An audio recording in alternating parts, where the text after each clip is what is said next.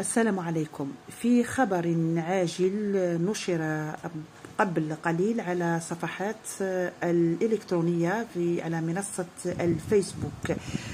الخبر مفاده أن المتهم في قضية قتل الراحلة مروى بوغشيش يمتلك حانوت مواد غذائية. تم العثور على ملابس الراحلة داخل حانوت المتهم بعد استعمال كلاب بوليسية مختصة.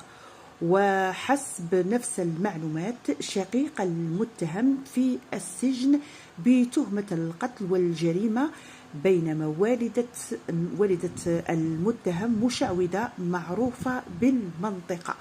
وملامسات الأولية أكدت أن والدة المتهم شاركت في الجريمة وقاموا بقطع يد مروى، كونها تمتلك الخط الزهري في يدها، والذي يستعمل عادة في أعمال السحر والشعوذة، والمتهم تحت ذمة التحقيق.